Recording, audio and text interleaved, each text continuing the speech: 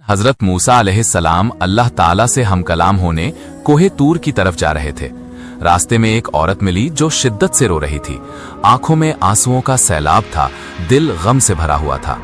हजरत मूसा अलैहिस्सलाम ने रहम दिल होकर पूछा, ए खातून, तुम क्यों रो रही हो? क्या मुसीबत है? औरत ने रोने की आवाज को रोकते हुए कहा, ए अल्लाह के नबी, मेरी शादी को कई बरस हो गए मगर अल्लाह ने मुझे कोई औलाद नहीं दी। औरतें मुझे बांझ कह कहकर ताने देती हैं। मेरा दिल टूट गया है। आप अल्लाह से मिलने जा रहे हैं, मेरे लिए पूछें कि क्या मेरी किस्मत में कभी औलाद होगी? हजरत मूसा अलैहिस्सलाम का दिल पसीज गया। वो आगे बढ़े और अल्लाह ताला की बारगाह में हाजिर हुए, दुआ की और उस औरत के बारे में सवाल किया।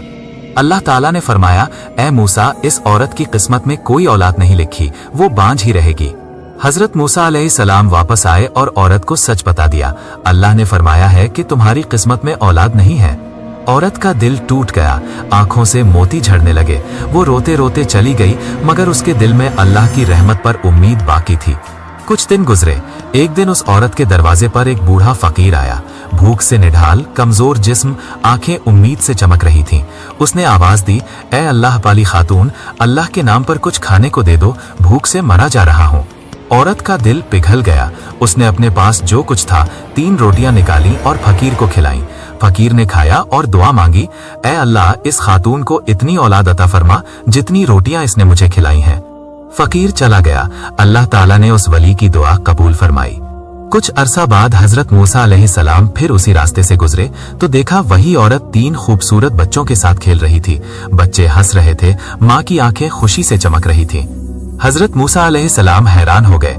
पूछा, ए खातून, ये बच्चे कहाँ से आए? अल्लाह ने तो फरमाया था कि तुम्हारी किस्मत में औलाद नहीं। औरत ने मुस्कुराते हुए कहा, ए अल्लाह के नबी, आपने सच फरमाया था, मगर एक दिन एक बूढ़ा फकीर आया, भूखा था। मैंने उसे 3 रोटियां खिलाई। उसने दुआ दी कि अल्लाह मुझे इतनी औलाद दे जितनी रोटियां मैंने उसे खिलाई हैं। देखें, अल्लाह ने मुझे 3 बेटे अता फरमा दिए।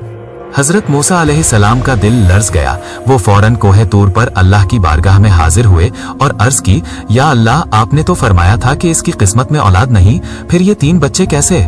अल्लाह ताला ने फरमाया, ए मूसा, पहले तो ये सच था कि इसकी लौहे महबूज में औलाद नहीं थी, मगर जब उसने मेरे एक वली फकीर को अपने दिल से खाना खिलाया, मेरी राह में खर्च किया, तो मैंने अपना फैसला बदल दिया। ए मूसा, जब मेरा बंदा मेरी मखलूक पर रहम करता है, मेरी राह में देता है, तो मैं अपनी रहमत से उसकी किस्मत भी बदल देता हूँ। फिर अल्लाह ताला ने फरमाया, ए मूसा, अगर तू समझना चाहता है कि मेरे औलिया की कद्र क्या है, तो एक काम कर, इंसान का गोश्त लाकर मेरे सामने पेश कर। हजरत मूसा अलैहिस्सलाम वापस आए और लोगों से कहा, अल्लाह के लिए अपने जिस्म का गोश्त काट कर दो। कोई तैयार ना हुआ, सब डर गए। आखिर में एक बूढ़ा बुजुर्ग मिला। हजरत मूसा ने पूछा, बाबा, अल्लाह के लिए अपने जिस्म का गोश्त दे सकते हो? बूढ़े ने मुस्कुरा कर कहा, ए अल्लाह के नबी, अल्लाह के लिए तो मैं अपनी जान भी कुर्बान कर दूं, और अपने जिस्म से गोश्त का टुकड़ा काट कर दे दिया। हजरत मूसा अलैहिस्सलाम वो गोश्त लेकर अल्लाह की बारगाह में हाजिर हुए। अल्लाह ताला ने फरमाया, ए मूसा, ये वही बूढ़ा फकीर है जिसे उस औरत ने खाना खिलाया था। इसकी दुआ की बरकत से मैंने उस औरत की किस्मत बदल दी। मेरे औलिया की दुआ और उन पर खर्च करने की कदर इतनी है कि मैं अपने फैसले भी बदल देता हूँ।